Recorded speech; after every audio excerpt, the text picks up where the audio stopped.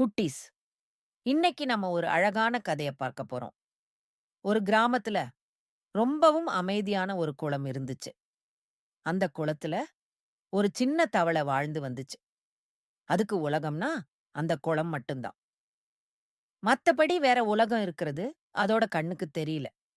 ஒரு நாள் வானத்திலிருந்து ஒரு மழைத்துளி அந்த குளத்துல விழுந்துச்சு. அந்த மழைத்துளி ரொம்ப தூரத்துல இருந்து வந்துச்சு. அது ரொம்ப பெரிய மலைகள், ஆறுகள், நகரங்கள் எல்லாத்தையும் தாண்டி வந்தது. மழைத்துளி அந்த தவளைகிட்ட, "நான் ரொம்ப பெரிய உலகத்த பாத்துட்டு வந்திருக்கேன். நெறைய இடங்கள் இருக்கு. இங்க மட்டும் இல்ல உலகம்னு" சொல்லுச்சு. தவளைக்கு ஆச்சரியமா இருந்துச்சு. "என்ன சொல்ற? இந்த குளத்த விட பெரிய உலகம் இருக்கா என்ன? நீ பொய் சொல்றன்னு" சொல்லுச்சு. தவளைக்கு அந்த குளம் மட்டும் தான் பெருசு.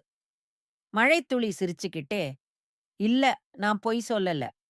இங்க இருந்து நீங்க பாக்குறது சின்ன துளி தான். உலகம் ரொம்ப பெருசு. நெறைய புது புது விஷயங்கள் இருக்குன்னு" சொல்லுச்சு. ஆனா தவளை நம்பல. அதுக்கு தெரிஞ்ச உலகம் மட்டும் தான் உண்மைன்னு நெனச்சுச்சு.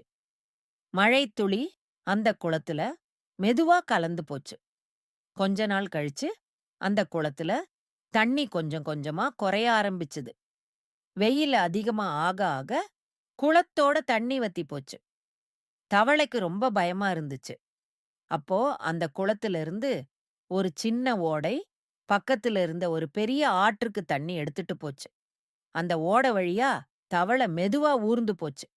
அது ஒரு பெரிய ஆற்றுக்கு வந்துச்சு. அந்த ஆற்றுல பெரிய பெரிய மீன்கள், முதலைகள், நெறைய தண்ணீர் இருந்துச்சு. தவளைக்கு ரொம்ப ஆச்சரியமா இருந்துச்சு. இதுதான் மழைத்துளி சொன்ன பெரிய உலகமா? அதுக்கப்புறம் தவளை அந்த ஆற்று வழியா இன்னும் பெரிய கடல பாத்துச்சு. அப்பதான் அதுக்கு புரிஞ்சுது. மழைத்துளி சொன்னது எல்லாம் உண்மைன்னு. உலகம் ரொம்ப ரொம்ப பெருசு. இந்த கதையில இருந்து என்ன தெரியுது குட்டீஸ்? நம்ம கண்ணுக்கு தெரிஞ்சது மட்டும் தான் உலகம்னு நெனச்சுக்க கூடாது. நெறைய புது புது விஷயங்கள் இருக்கு. அத நாம கத்துக்க ஆசையோட இருக்கணும். அப்பதான் நம்ம அறிவும் வளரும். சரியா?